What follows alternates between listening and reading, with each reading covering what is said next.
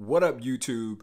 Welcome back to Act Accordingly with me, Terrell Huff. And today we're going to talk about something that's extremely important to anyone that wants to become a working actor, and that is representation, okay? Otherwise known as an agent, okay? Today we're going to talk about what an agent does. We're going to talk about how you get an agent. We're going to talk about how an agent gets paid.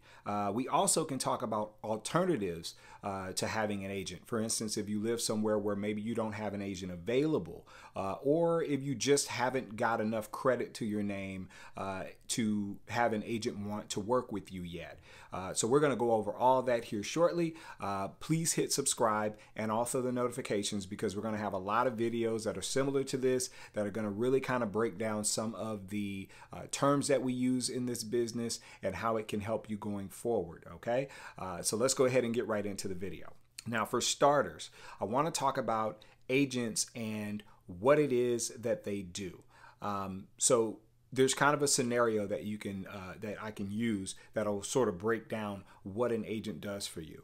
But basically, an agent's job is to take a roster of talent, and these can be models, these can be actors, they can even be singers. And what they do is that they market that talent, you and your talent, I should say.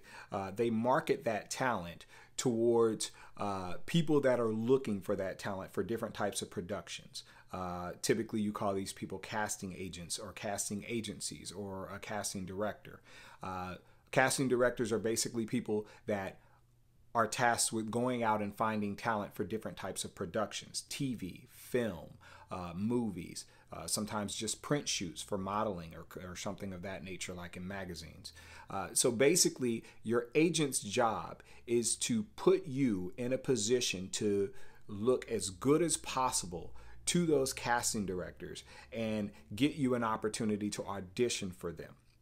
So the agent's job is really, really, really important to anyone that wants to become a working actor, because they are literally going to be the go-between or the middleman or woman between you and the people that are looking for talent. Okay, so that's pretty much a quick breakdown of what an agent does for you. And it's probably one of the most important things in your career, because without the opportunity to audition and without the opportunity to be in front of people that are casting talent for different types of productions, you're never going to actually flourish as an actor. Another thing I wanted to get into was how you get an agent. One of the ways that they can get talent is to have an open house, where essentially what you do is that agent may go on social media, or they may even go on local TV, and they may say, we are having an open house at whatever the name of the agency is. It's on whatever day at whatever time, and they will essentially invite people to come to the agency and basically showcase themselves and say, I think I can be a model or an actor, or maybe even a singer, and I really want to try to get some representation. Another way that an agent can get talent, or that you can get an agent, is via a referral.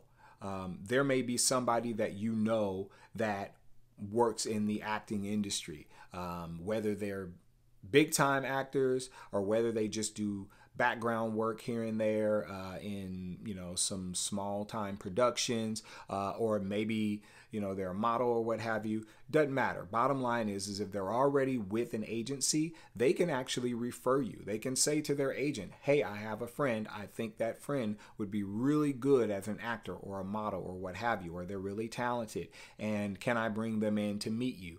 And that is actually another way that a lot of people get representation, is by referral. Now, another way, it's not quite as common as maybe it was 15, 20 years ago before the internet just kind of exploded. But another way that an agent can get talent is to basically go to productions. Like, for instance, if you live in a smaller town or even a large town and you are part of a theater production of some type, a lot of times agents might go to those productions and they may look for talent that way. they may not necessarily be looking for talent, and they may happen to see you and they may approach you and say, hey, have you ever considered any sort of representation? Or do you have any representation? So they may come at you in that way and they may ask you that question. And that is a good way for an agent to acquire talent. So those are kind of the ways that are most common for people to get an agent. And really, it just kind of depends on your situation and your location and things of that nature with which method you end up using. All right, so the next thing to take into consideration is how an agent gets paid, okay? Now, an agent typically is going to make commission. That should be their chief way of getting paid. Many people will tell you if an agent is asking you for any money up front, or if they're asking you for a monthly payment, that's probably not the agent you want to deal with. Not because necessarily it's a scam or anything like that. I don't want to automatically pigeonhole that type of payment method to an agent as a scam or anything nefarious or anything like that. But a good agent, a really good agent, is not going to work with you unless they know that you have a marketable look, and they know that they're going to be able to put you in front of, whether it's via their website, where your headshots and other marketing tools that you use will be available for casting directors to look at and make selections based off of.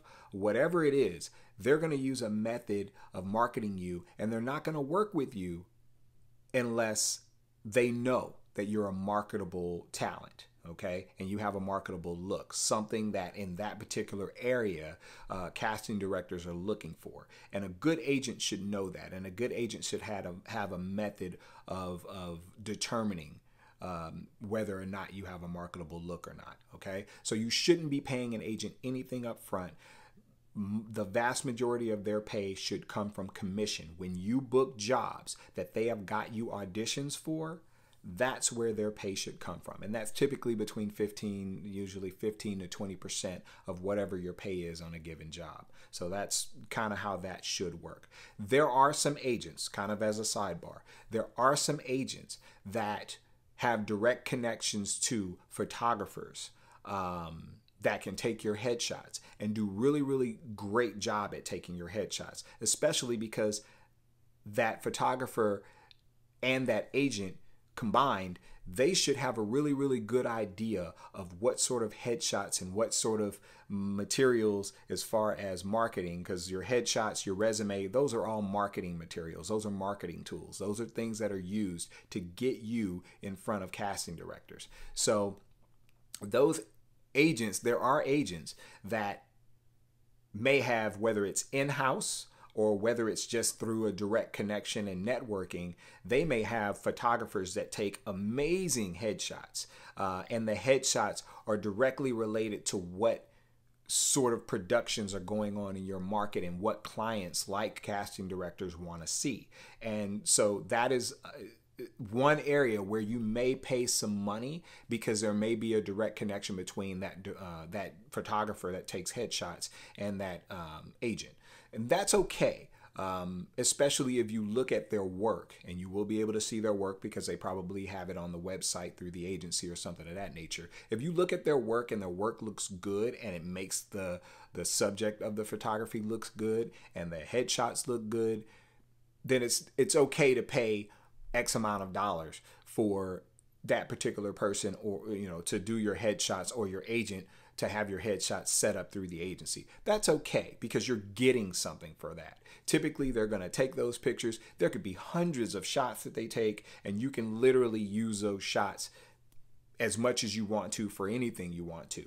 But your agent can, in some cases, charge you money for that. But again, you're getting something back from that. They're not just charging you a monthly fee to maybe get you auditions with casting directors. So that's something to take into consideration when you're thinking about how an agent gets paid. Now, there is one last part that I really, really want to talk about because I feel like it's really important, because everyone does not have, no matter the talent level, everyone does not have access to an agent. You may live in a really, really small town where an agent just is not nearby, or an agent is just not close. You may not have anything to your credit that would make an agent that's further away from you want to work with you. Some agents are just extremely fickle about working with someone that doesn't have any experience or doesn't have any credits to their name.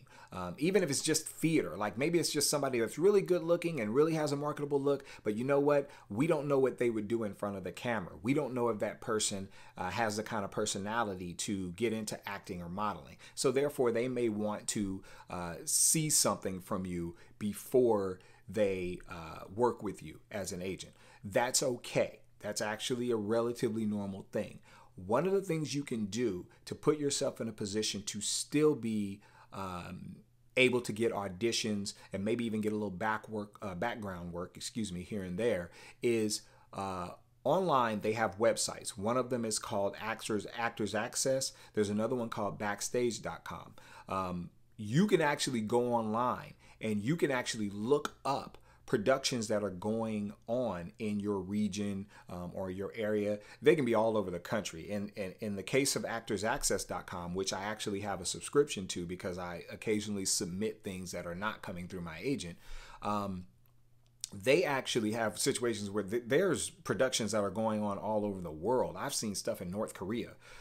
So, I mean, there's stuff going on all over the world. You can submit yourself through things like Actors Access, websites like Actors Access and Backstage.com. So there are ways to book jobs, even if you don't have an agent. But an agent is always going to be your best option if you want to be a working actor and you really want to progress as an actor, because they are just the perfect middleman and go-between with you and casting directors when it comes to getting acting jobs. So just keep that in mind, that everybody is not going to immediately be able to get an agent, but that's okay, because there are outlets that allow you to find out what's out there and submit yourself for acting jobs. So I feel like that's really, really, really important. Okay. So to kind of wrap it all up, representation or having an agent is extremely important to anyone that wants to have a really lucrative career as an actor. But just keep in mind that you have to know that there are alternatives, and you have to understand the process when you're dealing with an agent, if you do have one.